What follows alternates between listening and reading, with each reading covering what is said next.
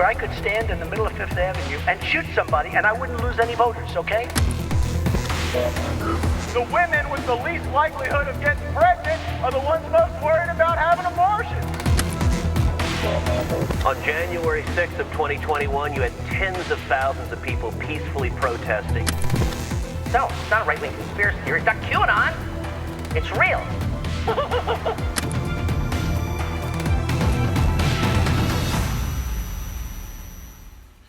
Hey, folks, it's Rick. As you may have heard on Sunday, there was a little bit of news. Joe Biden has decided that he is going to decline the nomination he won for president of the United States and has endorsed Vice President Harris. This is big, earth-shaking political news in the country right now. And it is really bad news for Donald Trump. And when I say really bad news, I mean apocalyptically fucking bad news for Donald Trump. They spent 3.5 years building one campaign. The one campaign was against the senile and crooked Joe Biden. And that's how they described him falsely in every single minute of every single day that they could.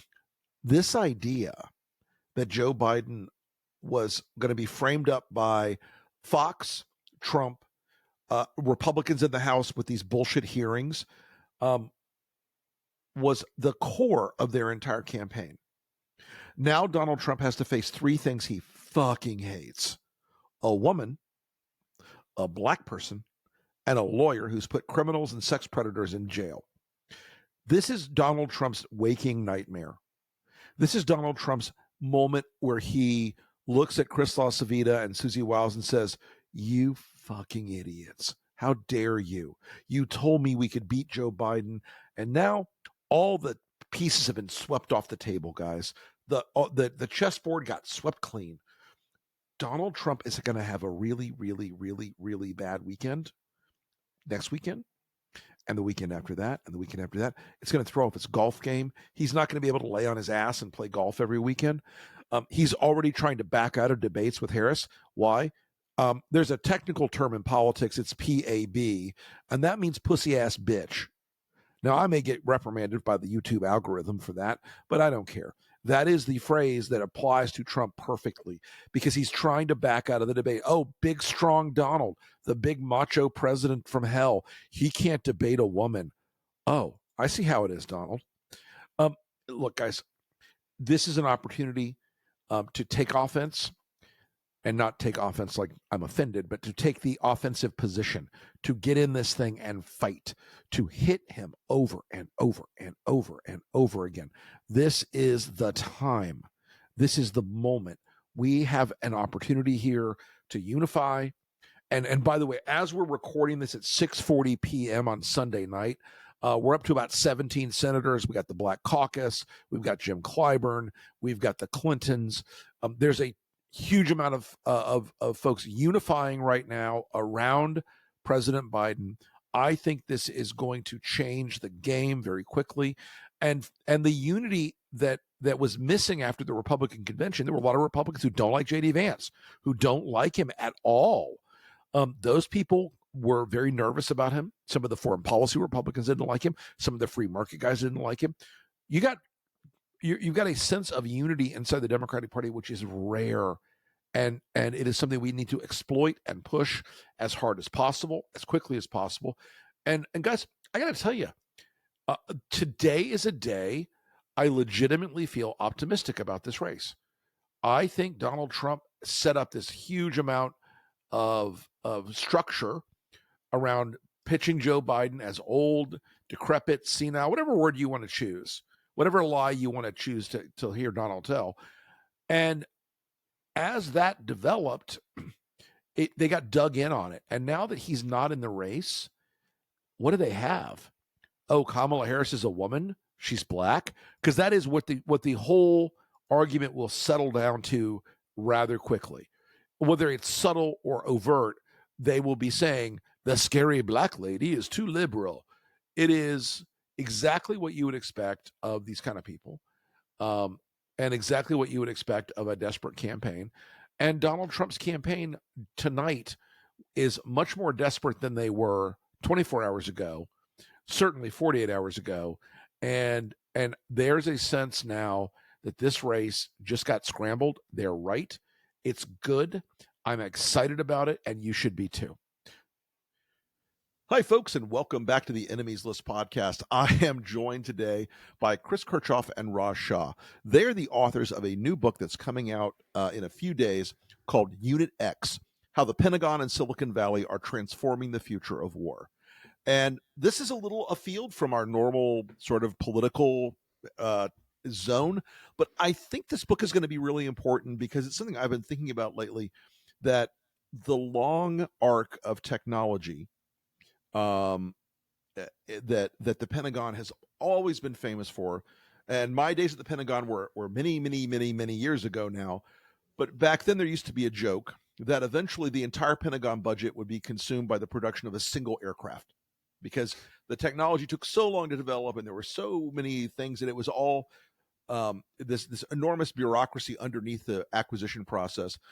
And you guys have written a book about how radically the Defense Innovation Unit and how radically the availability of a lot of this commercial technology is altering the battlefield around the world, and how the U.S. has to catch up on that front and be ready for a world where, you know, the things that we're seeing in Ukraine and in the Red Sea right now are sort of a preview of what's to come, and how we keep our military at the edge we need it to be competitively. So, guys, tell me about how you came to write the book. Tell me about the work of Unit X and the Defense Innovation Unit, and how it has become this merger with Silicon Valley and the defense world. Well, thanks, Rick. On the cover of our book, Unit X, we have an F-35, indeed one of the world's most expensive airplanes at $700 million a copy. It's a $2 trillion program. And we also have an iPhone. And those two images are very fitting because it turns out there are two completely separate systems of technological production in the United States, one for the military and one for everything else. And the F-35 it's an incredible airplane. It it's known as a flying computer. It has incredible sensor fusion, a heck of a weapon suite. But believe it or not, it has a processor slower than the iPhone. Right. Why? The F-35's design was finalized in 2001. It didn't actually become fully operational until 2016. Right. By the time we're in 2016 territory, we're at the iPhone 5. We're now almost at the iPhone 16. That other technology ecosystem for the consumer market churns out things faster and generally much less expensive. Mm-hmm. And it's the mission of Defense Innovation Unit to merge those two technology ecosystems. Go ahead, Raj. Yeah, so thanks, Rick, and thanks for having us on here. Look, it is now well accepted that modern and commercial type of technology is going to transform how we prevent wars and win them if we need them.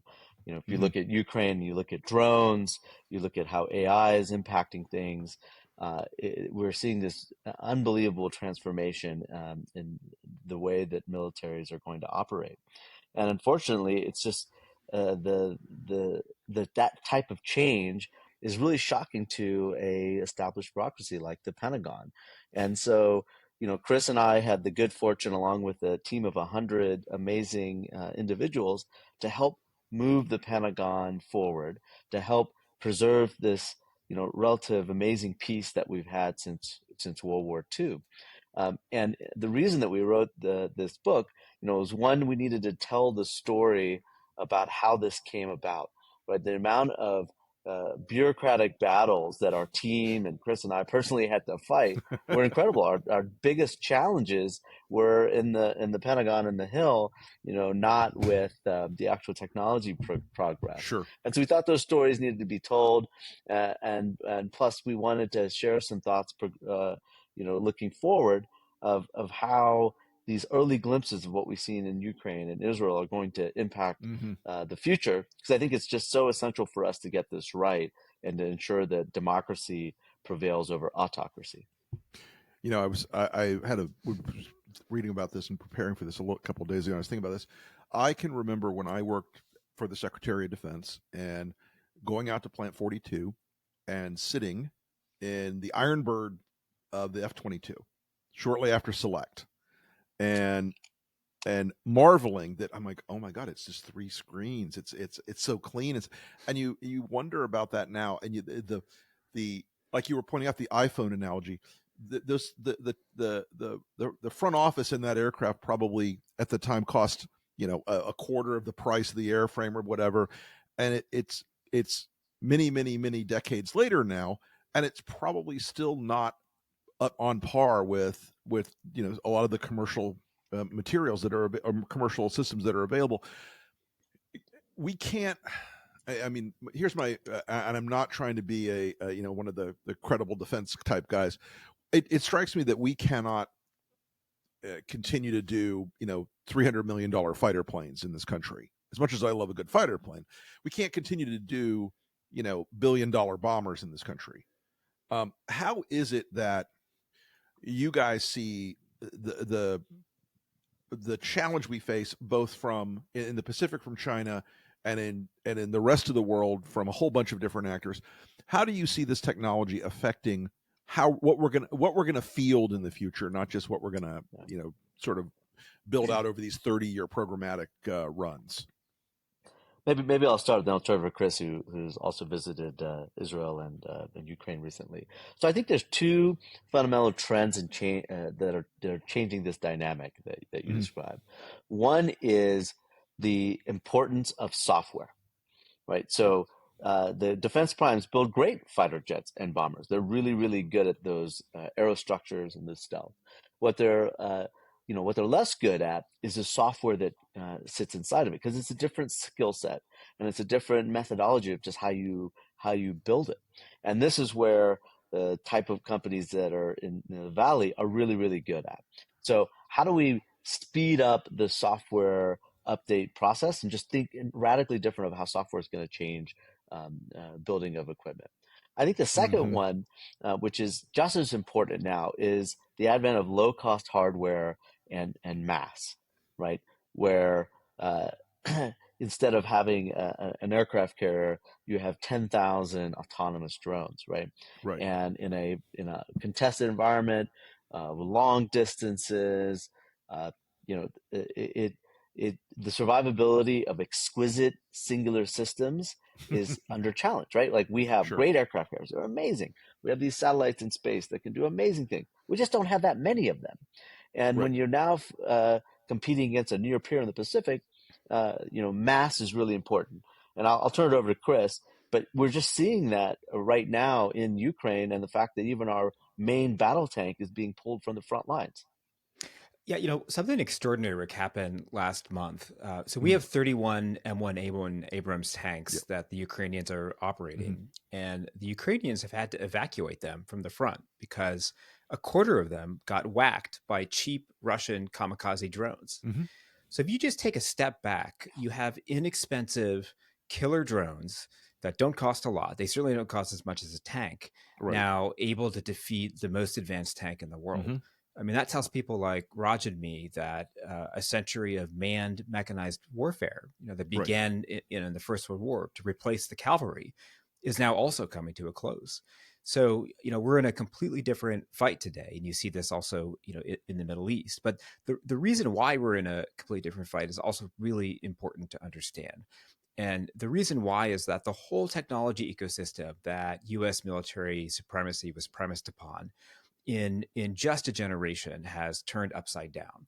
So if you go back to the end of the Cold War, just a generation ago, at that time, federal research and development was really spinning fast, and it was the government labs like DARPA that were coming up with the best technology in the world. And over time, economically, that technology would trickle down to the consumer market. So the government would always be 3 or 4 or 5 or more generations ahead. Right. What's happened with the rise of the global consumer technology market, with global supply chains that reach, of course, into China and around the Pacific, is today the locus of innovation has shifted from government labs. It's now in the consumer market, which frankly dwarfs what the government's doing. So who has the best technology in the world today? It's Google, Microsoft, OpenAI. It's not DARPA. It's not defense contractors. So the Pentagon is having to get used to a world in which they have to become, as Secretary of Defense Ash Carter said, a fast follower.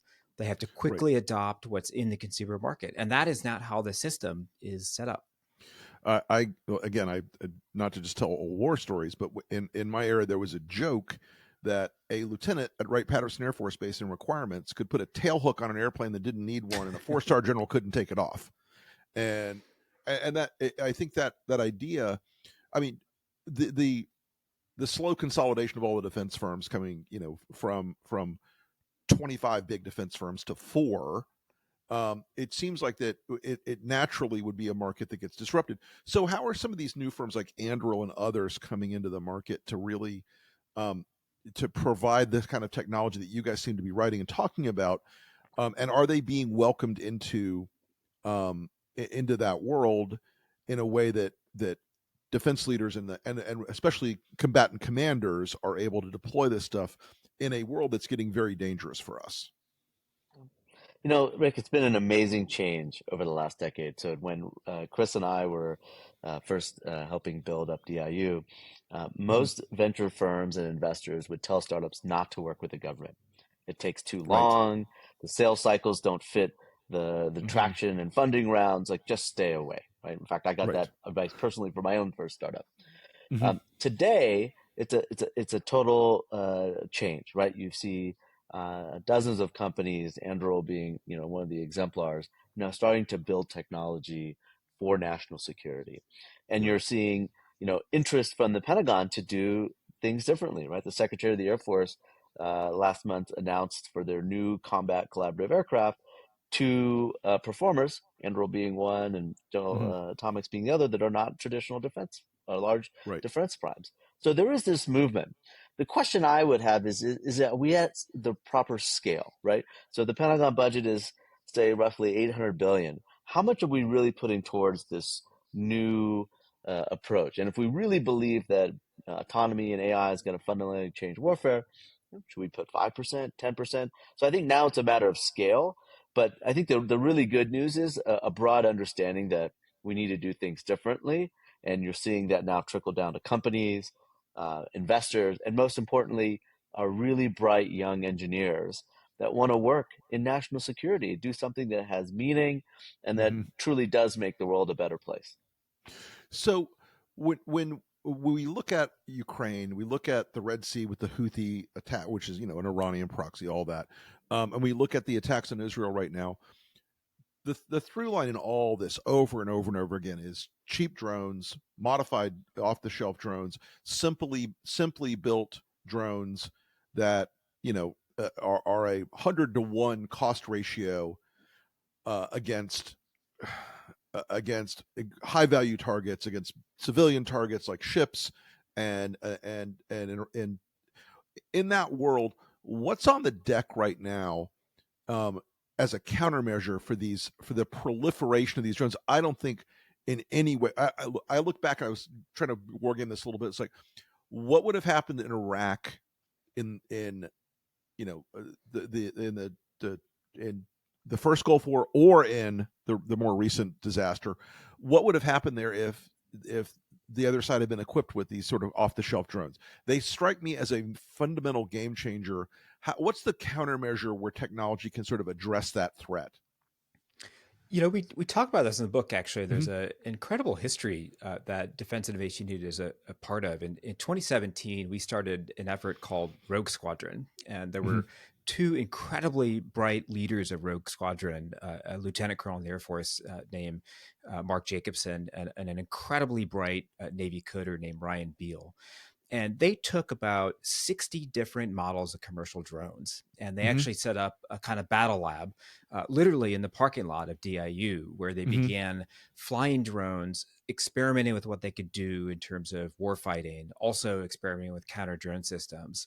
And that was the first glimpse that, as individuals, individual units in ISIS on the battlefield in Syria and Iraq, and also in Afghanistan, we were starting to see some DJI drones show up. In 2017, there was the first fatal attack of a U.S. soldier where a drone dropped a grenade. And that, that gave us an early glimpse into what we're now seeing in Ukraine, which is, of course, a full-on drone war. And the answer that Raj and I have to give here is not a great one, in the sense that every Western contractor that had a drone, including about a dozen systems funded by Defense Innovation Unit, rushed into Ukraine. And it turns out a lot of the stuff didn't work very well. Certainly not against the more advanced electronic warfare systems that Russia is now deploying. So, things have evolved since then, but it goes to show you just how quickly this new paradigm of war has come up and how much work we still have to do. Is that primarily the GPS jamming? I mean, I talked to somebody recently who's like, I'm going to have to, who joking, a Ukrainian associate of mine was like, if I could miniaturize an inertial measurement unit, I would slap them into my drones, because the effectiveness of the GPS drones is, the Russians have jammed GPS all throughout the theater now. Yeah, Rick, when faced with an existential threat, like literally lives on the line, people are quite innovative. Yes, and so they are. It's a range of things, from GPS jamming, communication jamming, deception.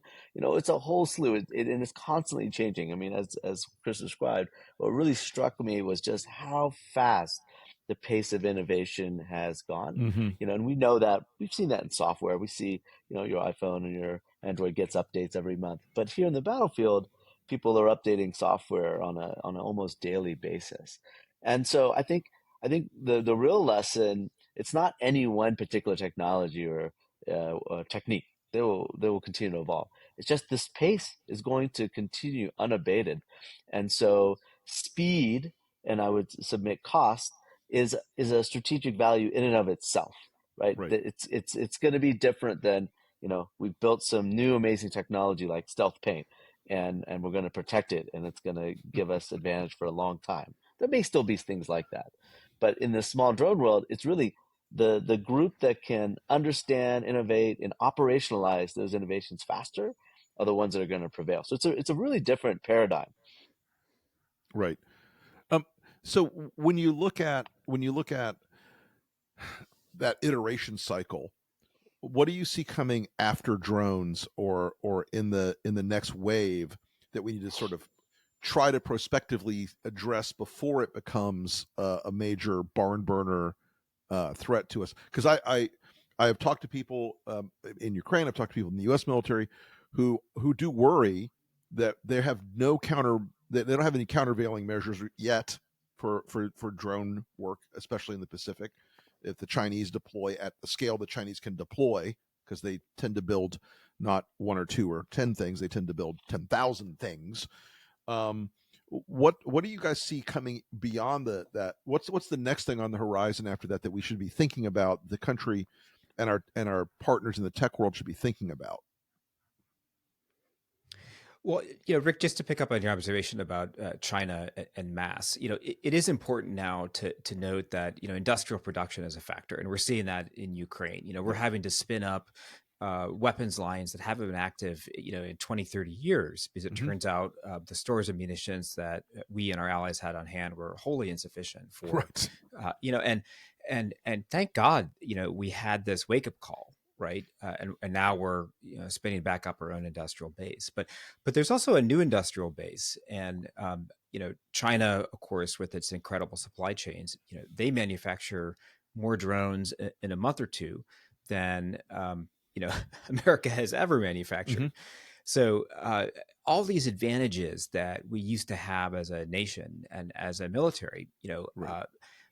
Might not be advantages anymore. It could turn out that our adversaries actually have really substantial advantages. And so, what I'm watching is where autonomy goes next. And I think it's going to go next undersea. It's clearly going in the air, with the Air Force going big with a 10,000 buy of combat collaborative aircraft. So where autonomy goes next, I think, is a big open question, and how sophisticated it gets. Are we going to see a synthesis? And we're already starting to see this a little bit in the West, between new firms like Anduril with the kind of advanced engineering that some of the primes have achieved. So it's going to be a really exciting next period. So I was talking to my fiance earlier this morning, and she's in physics and sciences, and so we were having the discussion about this, and she said, I both wonder and worry how bad AI is, and particularly, you know, how much autonomy we're going to end up giving AI based weapon systems. And I'm not just joking about the robot dogs with rifles mounted on them. Where do you see that headed as these two big technological threads converge of increasing autonomy of weapon systems and the development of AI? Yeah, it's a really interesting and fascinating topic that we're all going to watch unfold. Um, I'd probably say I'd have two comments on it. One is, as these advancements come about, it's going to force some really interesting policy and ethics conversations and decisions Yes. that both the military and the American people need to decide. What level of autonomy do we want? Right now, there is always a man in the loop for any sort of Mm-hmm. a decision that is life or death. But how's that going to change if our adversaries don't accept that? But the other thing I would note, right, is, and maybe a positive note here, which is while there are lots of adversaries and China that are arming up and forcing a change in the balance of power, when we look at the rise of AI and generative AI in specific, Mm-hmm. all the great large language model companies are here in the U.S. The Right. application companies are here in the U.S. And I think, why is that? Because uh, the American system of free flow of talent, free flow of capital, and Mm-hmm. and individual companies making decisions is the way to do innovation. And so, for us to prevail and continue to deter, aggression, I think we have to double down on our system and our system of encouraging young entrepreneurs and risk takers to really reach out and build difficult things. And so, I think that's how we have to play to our strengths and not try to copy our adversaries. Okay. Yeah, I think that makes sense. Is that there there is still an innovation advantage in America to a degree, I think, that is underestimated by a lot of people. That we still have a certain degree of creativity and innovation that is hard to replicate in less free societies. So let me ask you guys this question: what was the most surprising thing in your journey on this whole story? What was the most surprising thing as you engaged in all this?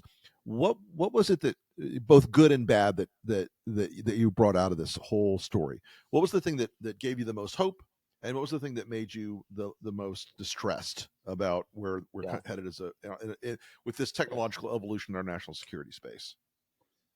Maybe I'll start. I'll tell just two very, very quick stories. And they're both, I think as any organization, everything is people oriented. So, what was the thing that surprised me the worst? How much I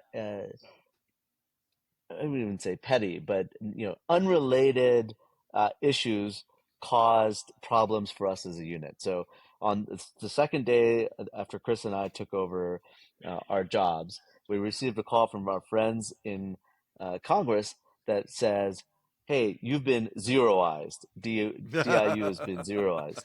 We mean we don't have like I don't know what that is, but it doesn't sound good, and it means that Congress is going to say, "Hey, you have no budget, and the DoD can't even move Mm-hmm. money internally." Right. And ultimately, and I'll spare you all the details, but look, we understand the reason for that was there was a staffer, a powerful staffer in the House Mm-hmm. Appropriations Group, who was upset that Secretary Carter had not provided military airlift for a congressional delegation for some international trip, and they were holding it against us. And I was like, Right. secretary doesn't work for me. I work for the secretary. But that was his way of causing pain. So I was just shocking. Sure. It had nothing to do with the merits of the program and how it was Yep. helping America. So that was a challenge to understand like how politics works in DC, which you're Mm-hmm. obviously very familiar with. I think on the positive note is it was amazing to see how an individual, a creative, determined person could make just such a difference. Mm-hmm. When we first started, our mission was to get this technology and put it in the hands of the warfighter, which means we had to contract very quickly. Right. And as you know, the government's acquisition process is slow and belated. And there was a young woman on our team. Her name is Lauren Daly. Her father was a tank driver, and she had now become a civilian in the Army. And she had taken the time to read the National Defense Authorization Act, like the law, and found that there was a loophole to do a special type of acquisition program called an OTA that would allow us to move quickly. And so we met her on I think day 3 or 4 of our journey. She's explaining this. We're like, wow, that sounds really great. Can you give us some details about it? She's like, well, actually, I've written a paper about it and gave us this 20-page, how-to guide, which Chris then took to the Pentagon on his next trip and was able to work with the general counsel to make it so. And so, here was one person that created a new process, got it approved, and now I think it's $7 billion worth of contracts. 70 billion. 70 billion has gone through the system that she created, and this was Respectable number. early 30s, smart woman. So one person can make a big difference. And so I think that's the other thing I find very heartening, that, it's worth continuing to do the right thing and fight the good fight. Right. How about you, Chris? Raj and I have both spent time in Iraq, and in Iraq, you take a lot of helicopters to get from place to place. Yes. And, an aircraft investigator will describe a helicopter as a million parts flying closely in formation. And so, one day in Silicon Valley, we got wind of literally a flying car company called Joby that had a VTOL air taxi. And, it turned out they were interested in working with us. And we took their aircraft out to our test range and had the Special Forces and the Air Force try it out. And, I thought there to myself, oh my gosh, I knew there was some cool tech in Silicon Valley, but here we are playing with the flying car that's silent, highly reliable, cruises at a couple hundred miles an hour, has a 150-mile range. And today, Joby Aviation's VTOL aircraft is deployed operationally with the Air Force. Yeah. So that was an incredible moment for me to watch DIU actually take this highly experimental technology and field it in very short order. I think that is actually a great story, because, and again, I know I'm being the old guy here, but the experience that we had in my day, innovation was very hard. You would have there were so many brilliant young engineers and warfighters who really wanted to bring in COTS technology and everything else, and there was always a terrible bureaucratic inertia about everything. And Congress is a big chunk of this problem. They'd much rather build, they'd much rather build $300 million F-35s than they would like to build 20,000 disposable drones to, save our ass in the Pacific. But it's a fascinating story, and I'm glad you guys were involved in this. I really think that this is something that and again, this is a little off the beaten path for our normal podcast content, but that the technology that imbues everything around us, folks, is really going to alter every bit of this stuff. And if a thing like Unit X can make America safer in a world that is full of people that can now apply sort of asymmetric warfare based on low tech or low cost tech, we better be ready for it. And this is a really good book to think that through. And I appreciate you guys both coming on the podcast today, and we look forward to talking to you again sometime. Thanks, Rick. Book's out July 9th. The book's out July 9th, folks. It's called Unit X. It is about how a not secret unit, a small unit in the Pentagon, has managed to start reforming the way we protect ourselves. Thanks again, guys. We'll look forward to talking to you soon. Well, okay, folks. I would like to address our friends in the media, because there is a little issue we need to talk about. I have heard nothing for the last several months about except how deeply, deeply old Joe Biden is, how he's decrepit, senile, on death's door, falling apart, incoherent, unable to keep track of things. I've heard this over and over in variations, permutations, and various fugues. And oddly enough, the stories have been much less pronounced about Donald Trump, who has a equally vivid set of age-related pathologies. I don't want to hear another goddamn word.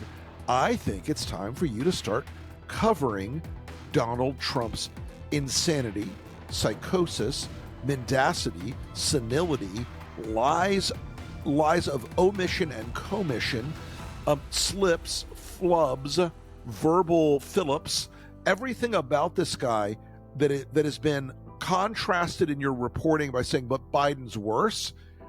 We're done with that now. And get yourself off the enemies list and start reporting on the fact that we now have Vice President Harris running against a guy who is absolutely crazy, who is psychotic, who is having verbal episodes every single speech every day. The shoe is now firmly on the other foot, and a lot of Americans are watching very carefully to see if you're going to make sure that you have the same standard with Donald Trump that you had with Joe Biden. Until then, you risk being on the enemies list.